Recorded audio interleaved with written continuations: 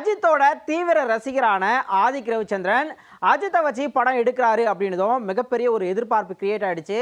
அதுக்கு ஏற்ற மாதிரியே இந்த படத்தில் அஜித்தோட லுக், டீசர் அண்ட் ட்ரெய்லர் இது எல்லாமே ரசிகர்கள் மத்தியில் மிகப்பெரிய எக்ஸ்பெக்டேஷன் வந்து உருவாக்கிடுச்சு. இது எல்லாத்தையும் இந்த குட் பேட் அக்லி படம் பூர்த்தி செஞ்சிருக்கா, வாங்க பார்க்கலாம். படத்தோட கதை என்ன அப்படின்னா, அஜித் மிகப்பெரிய கேங்ஸ்டராக இருக்கார். அவர் கேங்ஸ்டராக இருக்கிறதுனால அவருடைய மனைவி த்ரிஷா அவரை வெறுக்கிறாங்க. பிறந்த குழந்தைய கூட பார்க்க விடாமல் அவரை வந்து தள்ளி வச்சிருக்காங்க. இதனால் குடும்பத்துக்காக தன்னுடைய கேங்ஸ்டர் தொழிலை விட முடிவு செய்கிற அஜித் தான் செஞ்ச தவறுகளுக்காக ஜெயிலுக்கு போய் தண்டனையை அனுபவிச்சுட்டு வராரு. அதே சமயம் அது தன்னோட மகனுக்கும் தெரியாமல் பார்த்துக்கிறாரு. ஒரு கட்டத்தில் மகனுக்காக இயற்கை வெளியே வராரு. அந்த நேரத்தில் ஸ்பெயினில் இருக்கிற ஒரு கும்பல் அஜித்தோட பையனை போதைப்பொருள் வழக்கில் சிக்க வைக்கிறாங்க. எதுக்கு அந்த கும்பல் அஜித்தோட பையனை இதில் சிக்க வைக்கிறாங்க? யார் அந்த கும்பல்? ஒரு அப்பாவா தன்னோட பையனை அந்த கும்பல் கிட்ட இருந்து மீட்க அஜித் என்னென்னலாம் செஞ்சார் அப்படிங்கிறதுக்கான பதில் தான் இந்த குட் பேட் அக்லி.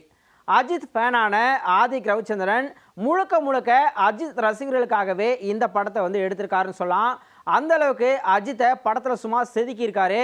அஜித்தோட முந்தைய படங்களோட ரெஃபரன்ஸ் வந்து நிறையவே படத்தில் இடம்பெற்றிருக்கு. அது எல்லாமே படம் பார்க்கும்போது சூப்பராகவே இருக்குது. அஜித் முழு படத்தையும் வழக்கம் போல் தன்னோட தோளில் சுமந்திருக்காரு அப்படி சொல்லலாம். பாசமான அப்பாவா, மகனுக்காக எதையும் செய்கிறவரா செமையாக நடிச்சிருக்காரு. சமீபத்தில் அஜித் படங்களில் விட்டதை இந்த படத்தில் மொத்தமாக எடுத்திருக்காரு அப்படின்னே சொல்லலாம். த்ரிஷாவுக்கு ஒரு சில சீன்ஸ் தான் இருக்குது, ஆனாலும் அவங்க தன்னோட கேரக்டரை வந்து நல்லாவே பண்ணியிருக்காங்க. அர்ஜுன் தாஸ் தான் வில்லன் அப்படிங்கிறது ட்ரெய்லர் பார்த்தப்பவே தெரிஞ்சிருச்சு. அவரோட கேரக்டரில் ஒரு ட்விஸ்ட் வச்சுருக்காங்க, அதுவும் நல்லாவே இருக்குது. பிரசன்னா, சுனில், பிரபு இவங்க எல்லாருக்குமே பெருசாக படத்தில் வேலை இல்லை அப்படின்னு தான் சொல்லணும். சிம்ரன் சிறப்பு தோற்றத்தில் வந்து நடிச்சிருக்காங்க. அவங்க வர சீன்ஸ் வந்து நல்லாவே இருந்தது. பையனாக நடிச்சிருக்கிற கார்த்திகேயா நல்ல நடிப்பை கொடுத்துருக்காரு. ஜிவி பிரகாஷ் மியூசிக்கில் பாடல்கள் எல்லாமே ஏற்கனவே ஹிட் ஆகிடுச்சு. அண்ட் பின்னணி இசையில் சத்தம் காது கிளியுது அப்படின்னு தான் சொல்லணும். விண்டேஜ் சாங்ஸை நிறையவே யூஸ் பண்ணியிருக்காங்க. அப்போலாம் தேட்டர் சும்மா அதிருது.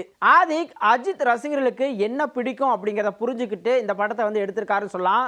கதை பெருசாக இல்லைனாலும் கூட படம் முழுக்க மாஸ் சீன்ஸை வந்து வச்சு அஜித் ரசிகர்களை முழு திருப்தியோட வீட்டுக்கு அனுப்பியிருக்காருன்னு தான் சொல்லணும். மொத்தத்தில் நீண்ட நாட்களுக்கு அப்புறமா அஜித்தை கொண்டாடுற மாதிரி ஒரு படம் வந்து கொடுத்துருக்காரு ஆதிக் ரவிச்சந்திரன்.